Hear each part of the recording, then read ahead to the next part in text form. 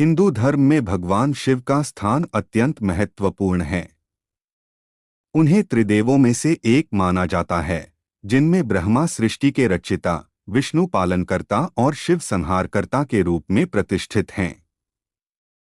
लेकिन भगवान शिव केवल संहारकर्ता ही नहीं, वे संहार के साथ साथ सृजन, परिवर्तन और पुनर्निर्माण के भी देवता हैं। उनकी वाणी में गहरा ज्ञान और उनकी दृष्टि में गहरी करुणा है। शिव का व्यक्तित्व अपने आप में अद्वितीय और अनोखा है। उनकी कहानी अनेक रूपों में मिलती है, परंतु आज हम शिव की एक ऐसी कथा पर ध्यान केंद्रित करेंगे जो उनकी महानता और सरलता को दर्शाती है। प्राचीन काल की बात है, जब देवताओं और दानवों के बीच लगातार संघर्ष होता रहता था। उस समय ब्रह्मांड के संचालन और संतुलन को बनाए रखने के लिए सभी देवता भगवान शिव की पूजा और तपस्या करते थे। शिव, जो कैलाश पर्वत पर निवास करते थे, देवताओं की प्रार्थनाओं का सदा ही उत्तर देते थे। कैलाश पर्वत, जो हिमालय की ऊंचाई पर स्थित है, भगवान शिव का निवास स्थान माना जाता है। यह पर्वत अपनी अद्वितीय शांति और दिव्यता के लिए प्रसिद्ध है। यहाँ शिव अपनी पत्नी देवी पार्वती, अपने गणों और अपने नंदी बैल के साथ रहते हैं। शिव के निवास स्थान की पवित्रता इतनी महान है कि यहाँ आकर सभी भक्त अपने सारे पापों से मुक्त हो जाते हैं। कैलाश पर्वत का प्राकृतिक सौंदर्य और वहाँ का वातावरण शिव के ध्यान और तपस्या के लिए सबसे उपयुक्त माना जाता है। शिव की सादगी और तपस्या का उदाहरण किसी और देवता में नहीं मिलता। उनके शरीर पर भस्म लगी रहती है, जो यह दर्शाती है कि वे संसार के सभी मोहमाया से मुक्त हैं। उनके गले में सर्प की माला और जटाओं में गंगा का निवास है। शिव का यह रूप यह बताता है कि उन्होंने अपने शरीर को सृष्टि के समस्त तत्वों से एकाकार कर लिया है। वे अपने ध्यान में हमेशा लीन रहते हैं, और जब भी कोई समस्या उत्पन्न होती है, तब वे ही सृष्टि को बचाने के लिए आगे आते हैं। एक बार देवताओं और दानवों के बीच अमृत प्राप्ति के लिए समुद्र मंथन का आयोजन हुआ। मंथन के दौरान कई कीमती वस्तुएं और जीव निकले, लेकिन उनमें से सबसे पहले निकला हलाहल विष। यह विष इतना प्रबल और विनाशकारी था कि उससे पूरी सृष्टि का नाश हो सकता था। देवता और दानव दोनों ही इस विष को देखकर घबरा गए और इसे नष्ट करने का उपाय सोचने लगे।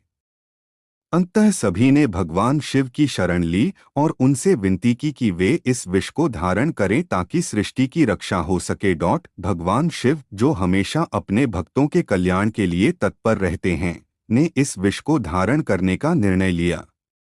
उन्होंने इस विष को अपने गले में रोक लिया, जिससे उनका गला नीला हो गया।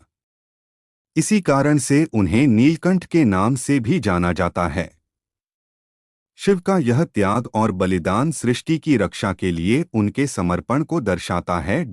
शिव का विवाह देवी पार्वती से हुआ था, जो स्वयं माता शक्ति का अवतार मानी जाती हैं।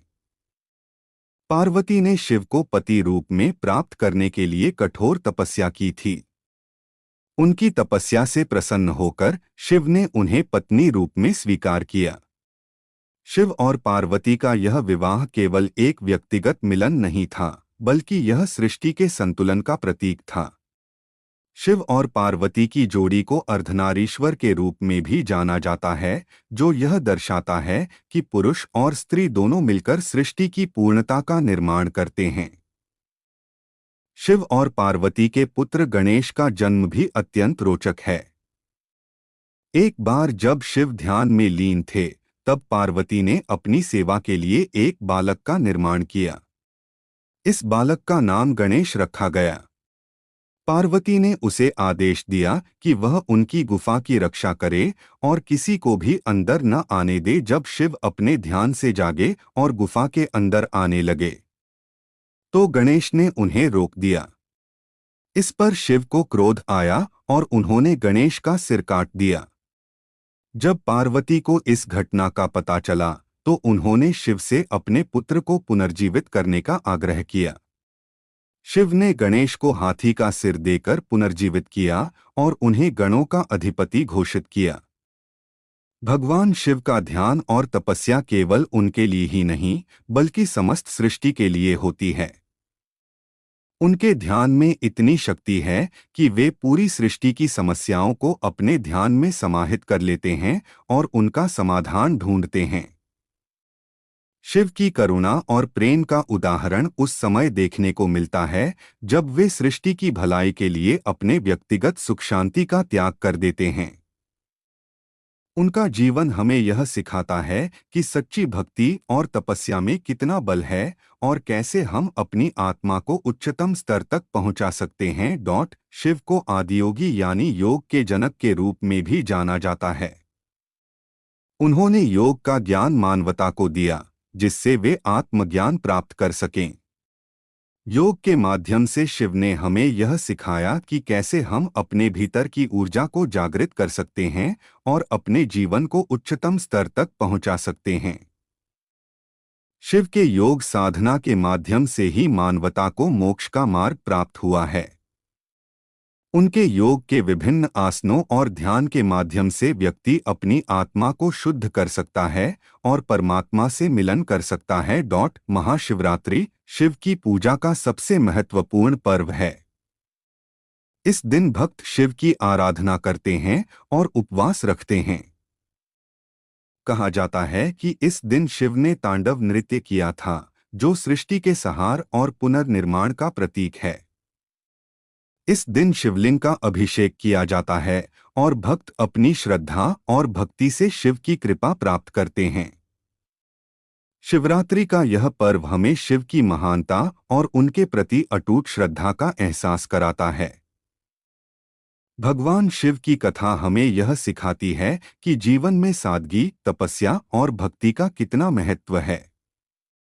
शिव का जीवन हमें यह सिखाता है कि संसार के सभी बंधनों से मुक्त होकर कैसे आत्मज्ञान प्राप्त किया जा सकता है। शिव की पूजा और उनकी कथा हमें जीवन के विभिन्न पहलुओं के प्रति जागरूक करती है और हमें यह सिखाती है कि कैसे हम अपने जीवन को उच्चतम स्तर तक पहुंचा सकते हैं।